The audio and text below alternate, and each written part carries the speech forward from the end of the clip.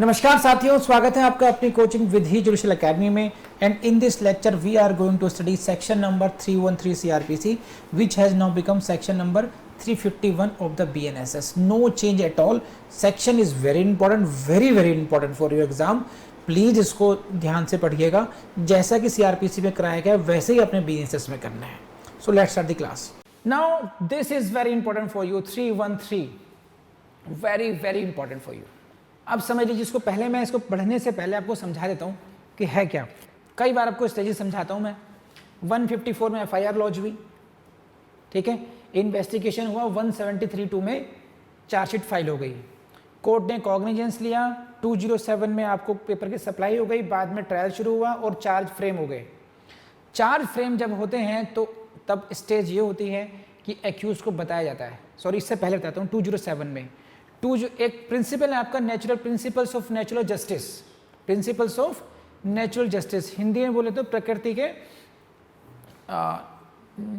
प्रकृति के न्यायिक सिद्धांत, प्रिंसिपल्स ऑफ नेचुरल जस्टिस, ऐसा ही है, हाँ यही है ना। हाँ, तो उसमें क्या है कि एक रूल है audi alteram partem, in other words hear the other party should be given reasonable opportunity to explain. तो 207 पेपर्स की डॉक्यूमेंट्स की सप्लाई करता है उसको कि उनके खिलाफ जो चार्जशीट आई है, जो अदर डॉक्यूमेंट्स हैं, दो document should be given to the accused for what, so that he should know exactly what is going on against him, what kind of evidences are being proposed by the prosecution. तो this is first opportunity कि उसको ये पता चलेगा कि मुझे इस case की तैयारी क्या करनी है, कौन कौन से चार्ज हैं, थेफ्ट है, रॉबरी है, डकैती है, क्या लगाया चार्ज, टेक्निकली क्या होता है, so that I can consult with my advocate now the court. This is first opportunity. Second will come at the stage of charge, there you will have to explain कि no case is made out, even prime FSI case is not made out, मेरे खिलाफ कोई केस ही नहीं बनता है, if you are able to prove it you can be discharged. But court says no, there are chances that there are gross suspicion that you might have committed the offense, although not decidedly, but prime FSI case is made out, then charges are framed and then prosecution evidence start। सब जानते हैं अब PW 1 2 3 10 मान लीजिए 1 से लेकर 10 तक सारे विटनेसेस आएंगे and they will depose their version कि हमने ऐसे देखा, मैंने रिपोर्ट बनाई थी, मेरे सामने सीजर हुआ था, मेरे सामने रिकवरी हुई थी। There witnesses may be of different kind. Now evidence of prosecution is closed, but accuse is not aware of this कि किस विटनेस ने क्या कह के चला गया, आई डोंट नो। तो this is a next stage जिसे हम कहते हैं स्टेज ऑफ 313। यहां पर एक्यूज उसको ये समझाया जाता है कि देखो आपके सामने जो जितने बयान हुए हैं उनमें से आपके खिलाफ ये एविडेंस आया और आपको इसके बारे में क्या कहना है, वो तो क्वेश्चन के रूप में क्वेश्चंस पुट किए जाते हैं कि 1 2 3 आपके खिलाफ ये इन्फॉर्मेशन आई थी, आपको क्या कहना है, आपके खिलाफ PW 1 ने ये कहा, आपको क्या कहना है, आपके खिलाफ PW 2 ने ये रिकॉर्ड प्रस्तुत किया, आपको क्या कहना है। तो फिर उसके जवाब आते हैं, सही है।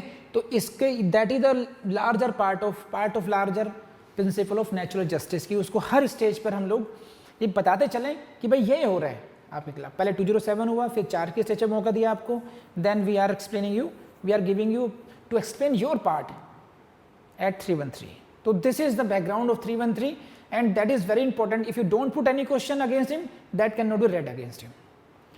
इसको आम भाषा में बोलते हैं स्टेटमेंट ऑफ एक्यूज्ड, और एकदम सरल भाषा में बोलते हैं ऐसे। क्या स्टेज है इस कोर्ट में, केस की ऐसे की स्टेज है। प्रैक्टिकल में कोर्ट में क्रिमिनल ट्रायल में क्या बोलते हैं, ऐसे है, आज ऐसे कराना है, यानी कि स्टेटमेंट ऑफ एक्यूज्ड। बढ़े आगे, तो please see the language. First time kind of questions is asked on the basis of your section itself. It's very tough और सिंपल। यूपी का क्वेश्चन है, during trial statements of an accused person are recorded by the court under which section? This is 313. So you must highlight the section, write down P for prelims. Then this is the case of MP. Now for that purpose, ये है purpose पर। Under section 313 of the code, purpose of examination of the accused This question is framed on the purpose of 313. First question on section, second question on purpose. This is what? In every inquiry or trial. What are the words? Inquiry or trial for the purpose of enabling the accused personally. Please, this is a line very important for your exam. And interview में पूछा जाएगा आपसे, तो आप इस line को घोट लीजिए. घोटने का मतलब कभी नहीं भूलेंगे, इस तरीके से याद कीजिए इसको. For the purpose of enabling the accused personally to explain any circumstances appearing in the evidence against him. तो इस पर्पज से, this is the purpose and only is this, ये एमपी में क्वेश्चन आया हुआ है, see this, to enabling the accused personally to explain the circumstances appearing in the evidence against him. Exact line आ गई, ऑप्शन 1 में ही मिल गई आपको, ना कि to be enabling to accuse to know his defence, to enabling the accused to know about the charges, all of the, ये नहीं है. तो अब ये कब कर पाएंगे ऐसा क्वेश्चन सॉल्व?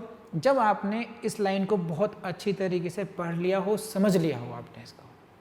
समझे कि नहीं? कर लेंगे आप. तो to enabling the accused person to explain this. So this is first phrase.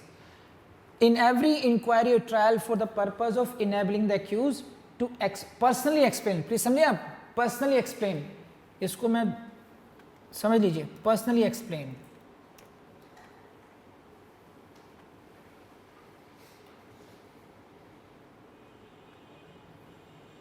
Personally explain करना है, personally to explain any circumstance की अपीयरिंग इन द एविडेंस, जो आपके विरुद्ध एविडेंस आया है, evidence against you, evidence against him. Every word, every phrase is important in this, कि आपके विरुद्ध ये इसमें एविडेंस आया, उसको एक्सप्लेन करना है. तो यहां से क्वेश्चन आएगा. सेकेंडली क्या कर सकती है कोर्ट? कोर्ट में, and second phrase is what? Court shall. ठीक है, तो ये डिस्कसिव पावर है. At any stage without previously warning, यहां से भी क्वेश्चन आते हैं कि whether it is necessary to warn the accuse. No, without previously warning the accused, put such questions to him as the court considers necessary. तो court can interact with the accused कि what do you think, क्या था उसमें, क्या बात थी, can put, ठीक है, put such questions which are necessary. This is in the discretion of the court. But now what is the court के लिए obligatory क्या है, court के लिए mandatory क्या है? This is shall after the witnesses for the prosecution has been examined. Please, this is the stage. This is stage specific provision now. 313 second part will come into play when the witnesses for the prosecution have been examined. Means prosecution evidence is closed now. समझे आप? And before he is called on for his defense, question him generally on the case. समझिए क्यों है सही है? जब तक ये पूरा लॉजिकल है. इसका पर्पज क्या था कि आपके खिलाफ एविडेंस क्या क्या आया है, वो मैं तभी आपको as a magistrate, if I am magistrate, तभी पुट करूंगा जब पूरा एविडेंस कंप्लीट हो जाएगा. मिड वे में करूंगा तो फिर बार बार एग्जामिनेशन करता रहूंगा, देखो आज तक ये आया है, कल दूसरा आएगा फिर बताऊंगा आपको, ऐसा तो होगा नहीं. Once prosecution evidence is complete, all prosecution witnesses have been examined, then comes the stage of ऐसे स्टेटमेंट ऑफ द अक्यूज्ड. सही है, उसमें आपको एक एक क्वेश्चन फ्रेम करके लिखना होगा उसमें. सही है, कर लेंगे अब. तो इन सभी बातों से जितना भी कलर मैंने आपको दिखाया अलग अलग, ये we have seen the questions in this. बढ़े आगे. Next please.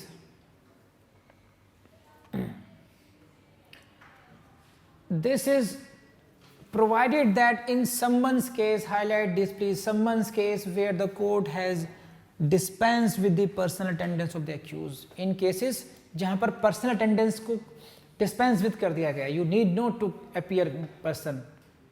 It may also dispense with his examination under clause B.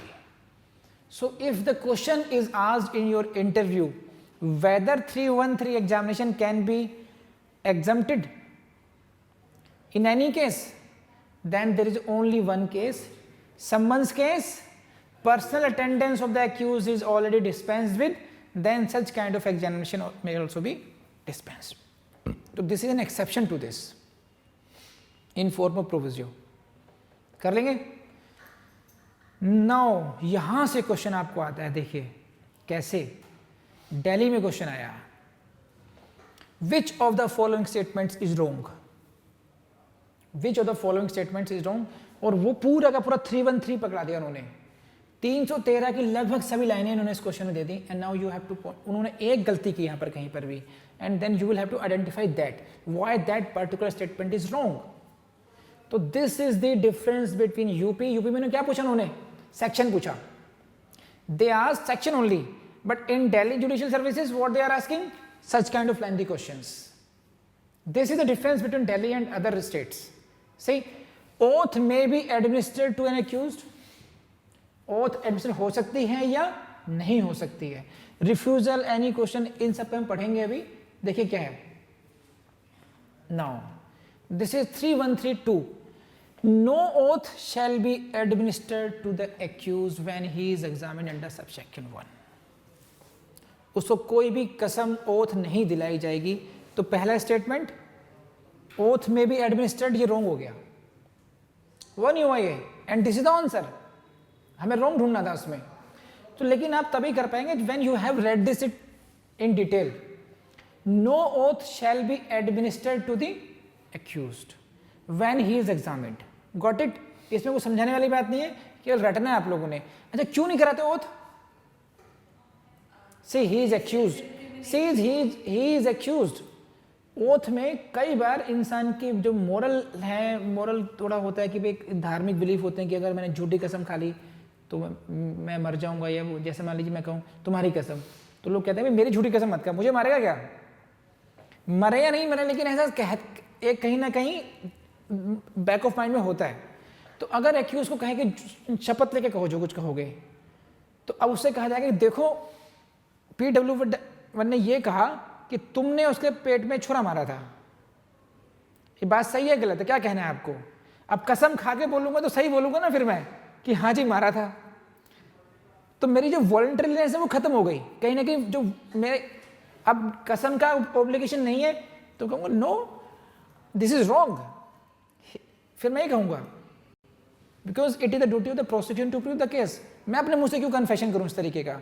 तो no oath shall be administered. अगर भूल जाएं तो इसे समझा रहा हूं कि लॉजिकली भी ओथ नहीं दिला सकते उसमें. अब it goes against the principles of natural justice कि आप उसको बाउंड कर दें. बिकॉज क्या क्रिमिनल जूरिस्प्रूडेंस का नियम क्या है? accused should be presumed innocent till he is found guilty. Now you are extracting a confession type. कहीं ना कहीं आप उसकी वॉलंटरी जो विल है उसको कहीं ना कहीं कॉम्प्रोमाइज करवा रहे हैं because of oath if permitted. That's why specifically it has been directed that no oath shall be administered. Next, suppose he refused कि मुझे आंसर ही नहीं देना, मुझे नहीं पता, आई डोंट नो. देन फिर क्या होगा? Accused shall not render himself liable to punishment by refusing to answer such question or by giving false answers to them. Either he gives false evidence or he refuses, he owes no responsibility for that. उसको उसके लिए punish नहीं किया जा सकता. So this is the question. Delhi में oath may be administered to an accused. This was wrong statement. Accused can refuse to answer any question. This is correct. Accused can be put any question by the court at any stage. This is right. Got it or not? All lines are right. लेकिन ये तभी कर पाएंगे जब आपने सभी सब sections को पढ़ रखा हो ढंग से. Next. So please keep it in mind this slide. No oath, no liability for refusing or for giving false answers. For prelims इस इन वर्ड्स को हाईलाइट कीजिए. No oath, no liability for refusing और फॉर गिविंग फॉल्स. पूरी line में कहीं ना कहीं हो सकता है चीजों को मिस कर जाएं उसमें, तो ये बात याद रखिएगा आप लोग. Next, this is very important for exam कि जो आंसर वो दे रहे हैं, रिफ्यूज नहीं कर रहे हैं, he is giving answer, false उसके लिए उसको पनिशमेंट नहीं मिलेगा, लेकिन जो वो कह रहा है, जो उसने आंसर दिए, उसकी वैल्यू क्या है। The answer given by the accused may be taken into consideration in such inquiry trial. Yes, it can be taken into consideration whatever you say, and we take advantage of that as a prosecutors in exam.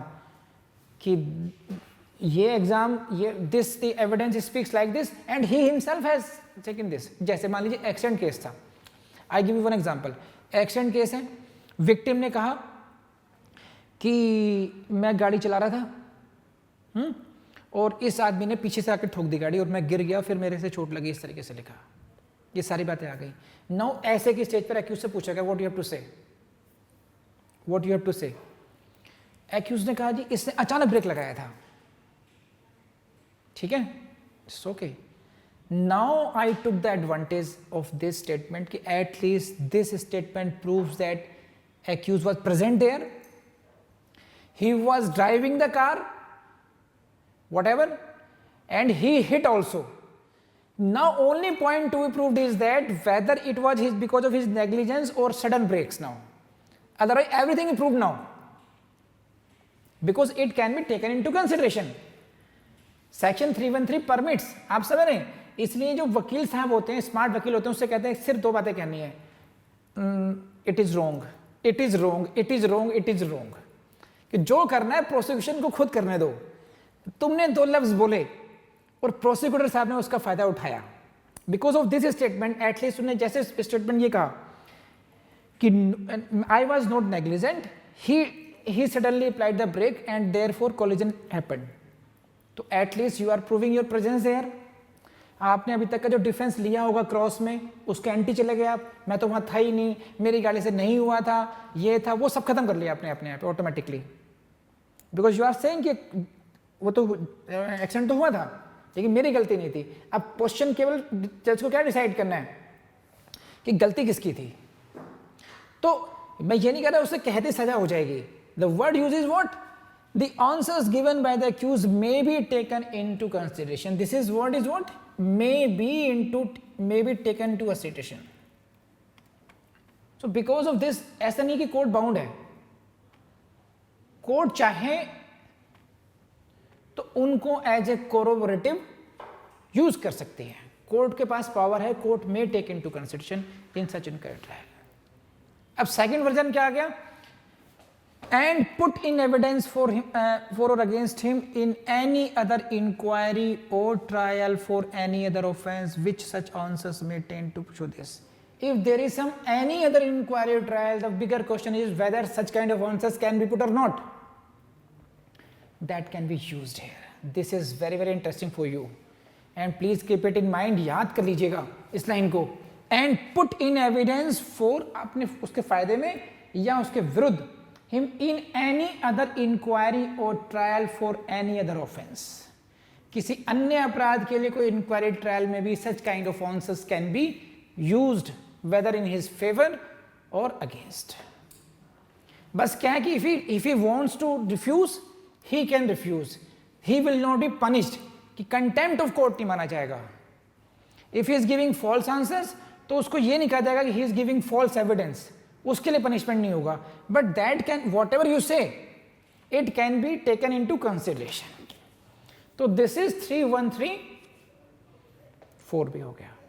any question किसी के मन में आ रहा हो, हालांकि मैंने कोशिश की पूरी सब समझाने की। let's see the answers here, जो कुछ क्वेश्चंस आए हैं इसमें वो भी देख लेते हैं।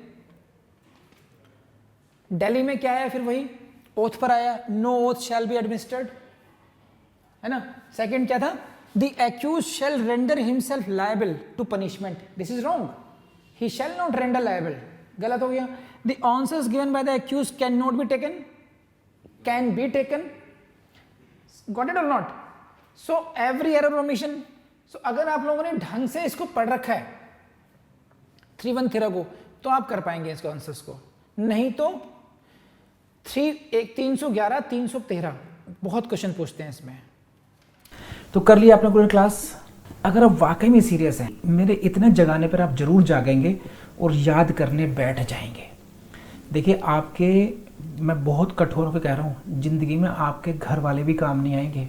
आपकी एजुकेशन, आपका कैरियर और आपकी हेल्थ, यही आपको एक रेस्पेक्टफुल जीवन till the last breath of life, आखिरी श्वास तक आपको एक जो रेस्पेक्टेबल लाइफ है वो आपकी हेल्थ देगी और आपका ज्ञान देगा, आपका कैरियर देगा।